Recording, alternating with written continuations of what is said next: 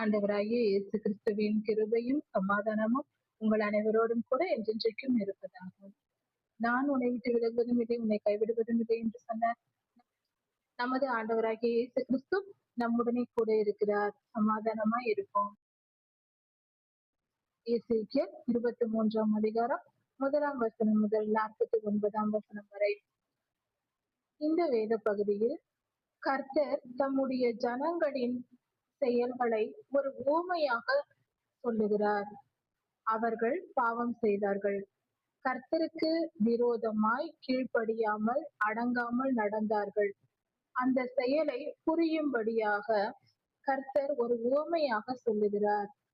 அதாவது 2 தேசங்களாக வைத்து சொல்லுகிறார். ஒன்று சமாரியா, இன்னொன்று எருசலேம். உவமை என்னவென்றால், ஒரு தாய்க்கு 2 குமாரத்திகள் இருந்தார்கள், 2 மகள்கள் இருக்கிறார்கள். 2 மகள்களில் முதல் மகள் பெயர் அகோலாள், அவள் தங்கையின் பெயர் அகோலிபாள் என்று சொல்லப்பட்டிருக்கிறது. அகோலாள் என்றால் சமாரியா என்றும், அகோலிபாள் என்றால் எருசலேம் என்றும் பொருளாகிறது. ஒரு தாய்க்கு 2 பெண்கள் இருக்கிறார்கள், அக்கா தங்கை 2 பெண்கள் இருக்கிறார்கள். அதில் 2 பெண்களும் எகிப்தில் பாவம் செய்தார்கள், கற்பு நெறி தவறி வாழ்ந்தார்கள், ஒழுக்கம் இல்லாமல் வாழ்ந்தார்கள் என்று சொல்லப்பட்டிருக்கிறது.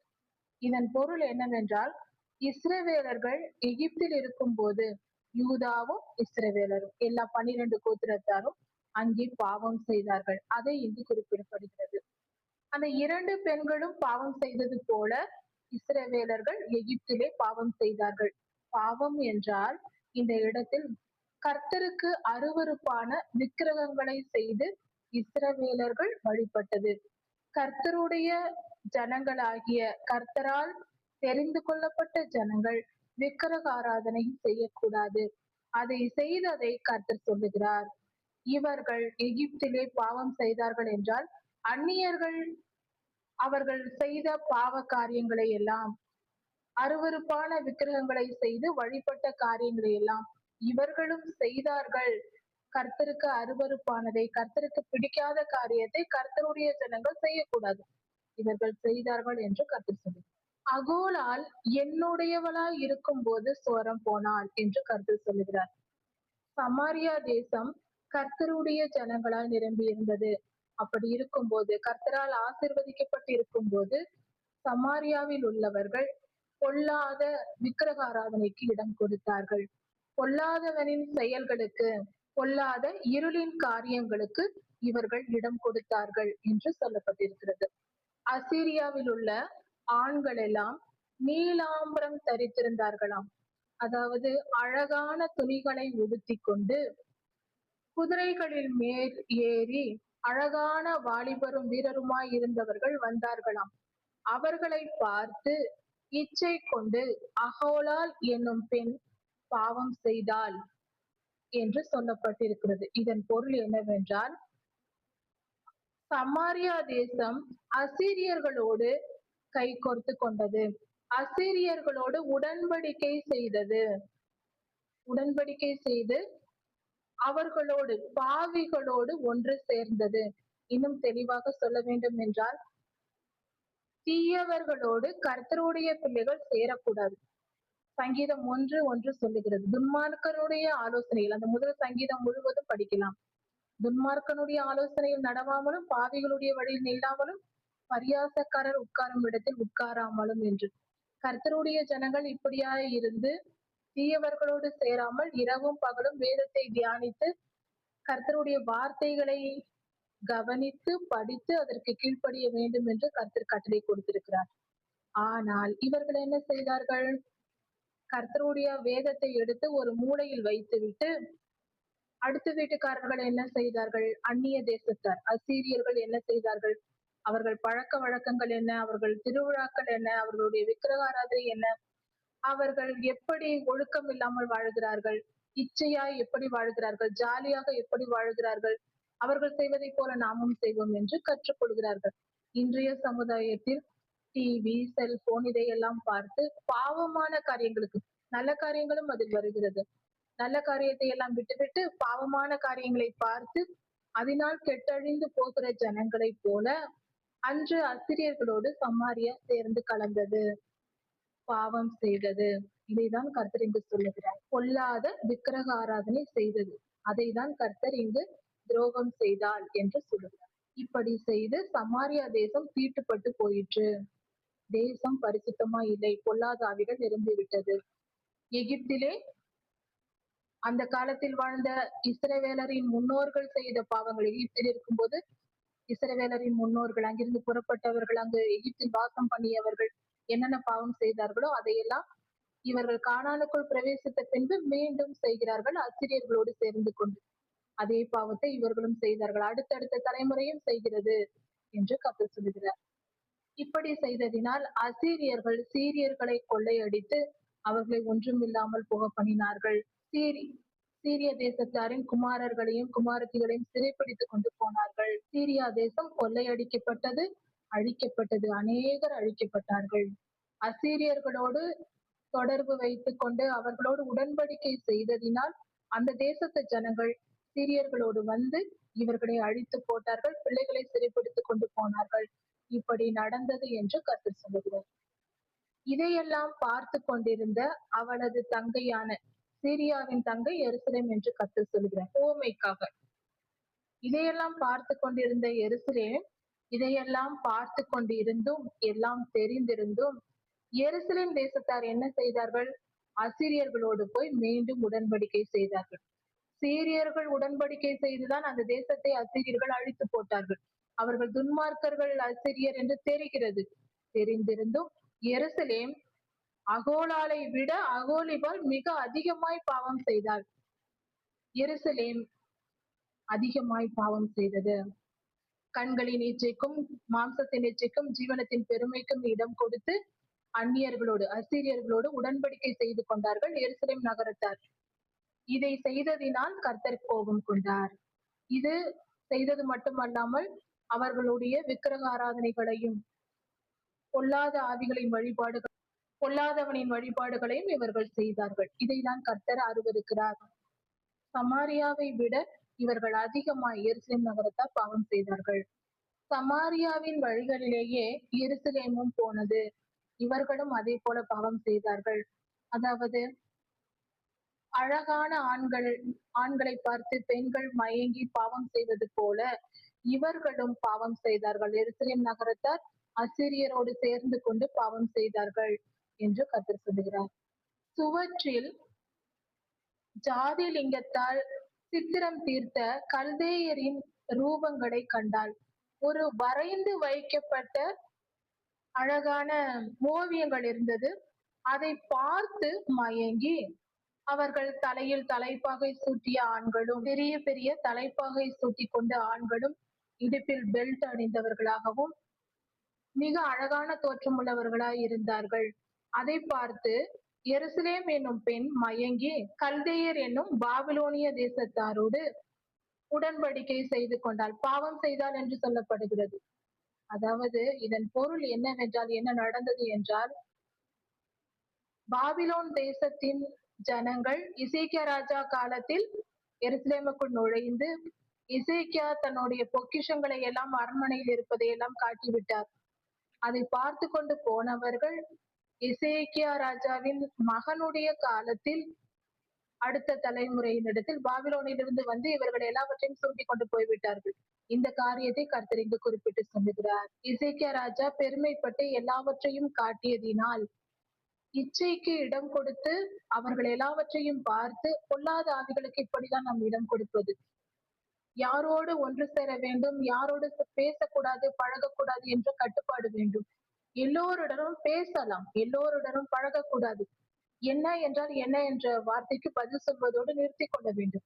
பழகுவது என்பது கர்த்தருடைய ஜனங்கள் ஒருவருக்கொருவர் பழக வேண்டும்.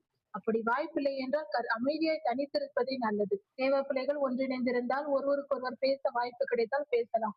இல்லை என்றால் கேள்வியும் பதிலுமோடு நிறுத்தி கொள்ள வேண்டும். அநேகரோடு பழகக்கூடாது. இப்படி எருசலேம் நகரம் அசீரியரோடும் பாபிலோனியர்களோடும் உடன்படிக்கை செய்து அநேகம் பாவம் செய்தது. கர்த்தருக்கு விரோதமான விக்கிரக ஆராதனைக்கு இடம் கொடுத்தது என்று கர்த்தர் சொல்கிறார். இப்படி எருசலேமின் பாவங்கள் முடிவடைந்த பின்பு, எல்லா பாவத்தையும் உச்சகட்டம் வரைக்கும் செய்து முடித்த பின்பு, அவர்கள் யார் யாரோடு எருசலேம் நட்புறவோடு இருந்ததோ, உடன்படிக்கை செய்திருந்ததோ, அதாவது 2 தேசங்கள், பாபிலோன் மற்றும் அசீரியா, இவர்களே அவர்களுக்கு விரோதியாய் மாறிவிட்டார்கள். பாவம் செய்ய வைக்கும் வரைக்கும் இஸ்ரவேலர்கள் பாவத்தில் முழுமை பெறும் வரைக்கும் நண்பர்களாக இருந்தார்கள். இவர்கள் எல்லா பாவங்களையும் செய்த பின்பு அவர்கள் விலகி விட்டார்கள். இப்பொழுதோ இவர்கள் இஸ்ரவேலர்கள், எருசலேமின் குடிகள், யூதா ஜனங்கள் பாவிகளான பின்பு பாபிலோனியர்களும் அசீரியர்களும் எதிரியாகிவிட்டார்கள். அவர்களே இவர்களை கொள்ளையிடுகிறார்கள், இப்பொழுது அழிக்கிறார்கள், சிறைப்பிடித்துக் கொண்டு போகிறார்கள். எல்லா பாவமும் நிறைவேறுகிறது, தண்டனை கிடைக்கிறது. எகிப்து தேசத்தில் இருந்த பொழுது அவர்கள் எப்படியெல்லாம் விக்கிரக ஆராதனை செய்தார்கள் என்பதை நினைத்து பார்த்து அதை போலவே செய்து யூதர்கள், எருசலேமின் குடிகள் பாவம் செய்தார்கள். எகிப்தில் செய்த பாவங்களை எல்லாம் நினைத்து பார்த்து மகா பாவத்தை யூதர்கள் செய்தார்கள். எல்லாவித விக்கிரக ஆராதனைக்குரிய காரியங்களை, அருவருப்பான விக்கிரக ஆராதனைக்குரிய காரியங்களை செய்தார்கள். இப்படி நீ செய்ததினால் கர்த்தர் சொல்லுகிறார், எருசலேமே, அதாவது அகோலிபாலே, இதுவரை உனக்கு நட்புறவாய் இருந்து உன்னை பாவம் செய்ய வைத்தார்கள் அல்லவா? பாபிலோனியர்களும் அசீரியர்களும் அவர்கள் உனக்கு விரோதமாக வரும்படி நான் செய்வேன் என்று கர்த்தர் சொல்கிறார். அவர்களை தானே நாடி அவர்களோடு சேர்ந்து கொண்டுதானே நீ தவறு செய்தாய், அவர்களாலேயே உன்னை தண்டிக்கிறேன் என்று தண்டிக்கிறார் கர்த்தர். கர்த்தருடைய வழிகள் எப்பொழுதும் கண்ணுக்கு கண் பல்லுக்கு பல்லுதான் அவருடைய நியாய தீர்ப்பு.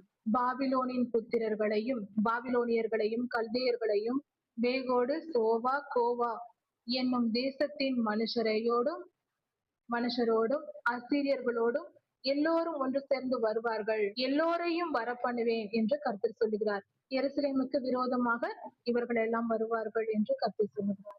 நானே அனுப்புகிறேன் என்று சொல்லுகிறார். அவர்கள் எல்லோரும் வரும்போது இயந்திரங்களோடும் ஜனக்கூட்டங்களோடும் கேடகங்களோடும் பரிசைகளோடும் யுத்த தேவையான எல்லா பொருள்களோடும் அவர்கள் எல்லாரும் அவர்களே உன்னை நியாயம் தீர்ப்பார்கள். அவர்களுடைய நியாயங்களின்படியே உன்னை நியாயம் தீர்ப்பேன். ஏனென்றால் அவர்கள் பேச்சை கேட்டுக்கொண்டுதானே எல்லா பாவத்தையும் நீ செய்தாய், அதன்படியே நீ நியாயம் தீர்க்கப்படுவாய் என்று கர்த்தர் எருசலேமுக்கு, யூதர்களுக்கு சொல்லுகிறார். உனக்கு விரோதமாக என் எரிச்சலை உண்டு பண்ணுவேன் என்று கர்த்தர் சொல்லுகிறார். அவர்கள் உன்னை உக்கிரமாய் கோபமாய் நடத்தி உன் மூக்கையும் உன் காதையும் அறுத்து போடுவார்கள் என்று கர்த்தர் சொல்லுகிறார். உன்னில் மீதியாயிருப்பவர்கள் பட்டயத்தால் வெட்டப்படுவார்கள். உன் குமாரரையும் உன் குமாரத்திகளையும் பிடித்துக் கொண்டு சிறைப்படுத்திக் கொண்டு போய்விடுவார்கள். உன்னில் மீதியாய் இருக்கிற ஜனங்களை அவர்கள் கொளுத்தி போடுவார்கள். இப்படிப்பட்ட தீமை நடக்கும் என்று கர்த்தர் சொல்லுகிறார். அவர்கள் உன் வஸ்திரங்களை உரிந்து கொண்டு உன் சிங்காரமான ஆபரணங்களை எடுத்துக் கொள்வார்கள். அப்படி என்றால் எருசலேம் நகரம் கொள்ளையடிக்கப்படும். எல்லாவற்றையும் இங்கு கொள்ளையடிக்க வந்த அடுத்த தேசத்து ஜனங்கள் எடுத்துக்கொண்டு போய்விடுவார்கள் என்று பொருள். இவ்விதமாய் நீ செய்த முறைகேட்டையும் நீ செய்த பாவத்திற்கும் நான் தண்டனை கொடுப்பேன். இதையெல்லாம் பார்த்த பின்பு, அனுபவித்த பின்பு, இனிமேல் எகிப்தின் பாவங்களை நீ நினைக்காமல் இருப்பாய். அப்படி செய்ததினால் தானே இவ்வளவு தண்டனை வந்தது என்று உணர்வு அப்பொழுது உனக்கு வரும்.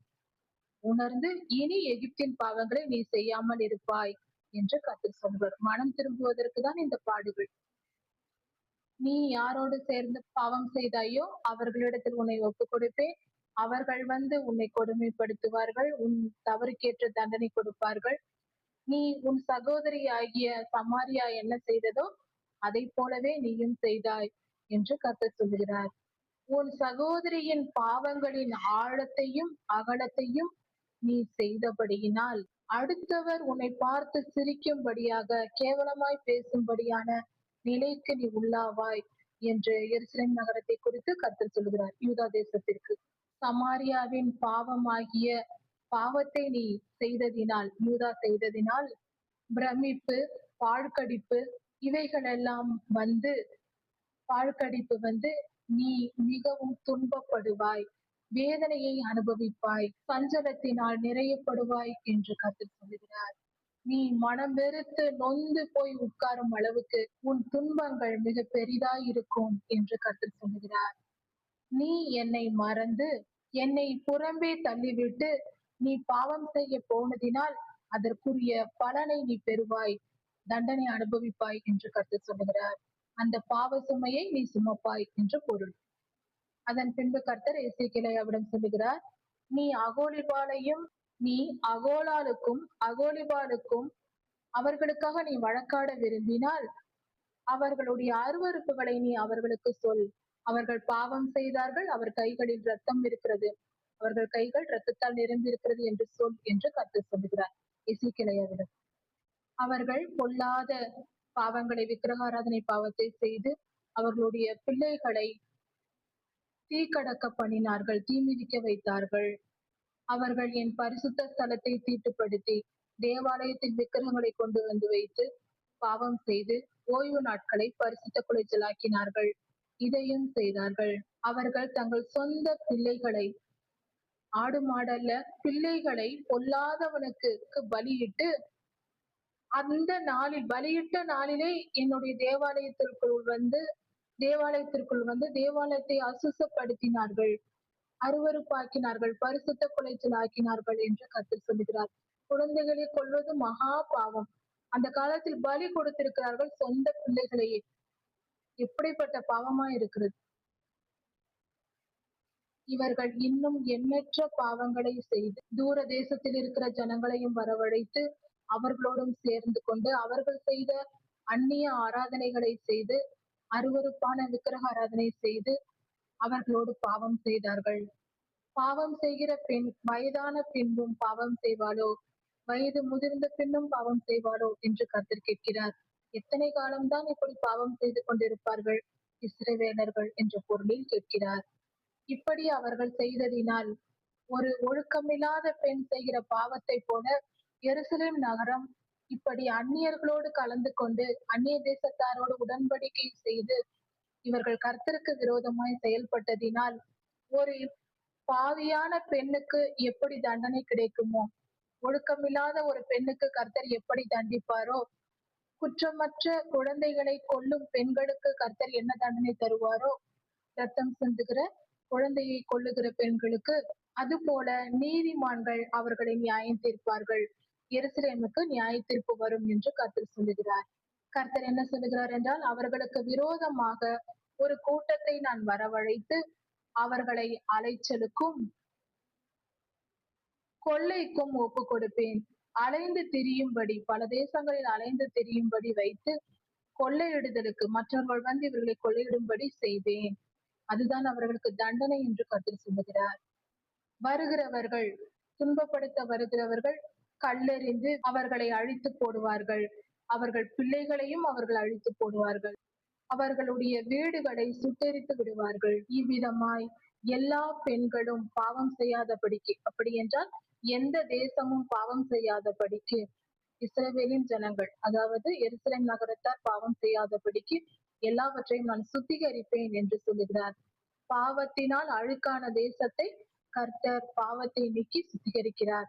அடுத்த தலைமுறை பரிசுத்தமாய் வரும்படியாக முறைகேட்டை தேசத்திலிருந்து ஒழிய பண்ணுவேன் என்று கர்த்தர் சொல்லுகிறார். ஒழுக்கமான தேசத்தின் ஜனங்களை உருவாக்குவார். உங்கள் முறைகேட்டை உங்கள் மேல் சுமத்துவார்கள். வருகிறவர்கள், உங்களை துன்பப்படுத்த வருகிறவர்கள் நீங்கள் செய்த பாவத்தை உங்கள் மேல் சுமத்துவார்கள். அதை நீங்கள் சுமந்து முடிப்பீர்கள். அப்பொழுது நான் கர்த்தர் என்று நீங்கள் தெரிந்து கொள்வீர்கள் என்று கர்த்தர் சொல்லுகிறார். இவ்விதமாய் கர்த்தர் இஸ்ரவேலை நியாயம் தீர்ப்பேன் என்று எசேக்கியேலியாவுக்கு தீர்க்க தரிசனம் சொல்லுகிறார். இதை படித்து தெரிந்து கொண்ட நாம் எந்த நேரத்திலும் கர்த்தருக்கு விரோதமான பாவங்களை செய்யக்கூடாது, 10 கட்டளைகளை மீறக்கூடாது என்ற பாடத்தை கற்றுக்கொள்வோம்.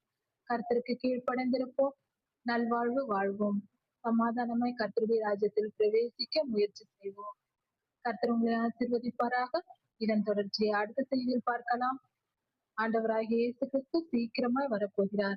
அவருடைய வருகைக்கு நாம் ஆயத்தப்படுவோம். மாரநாதா.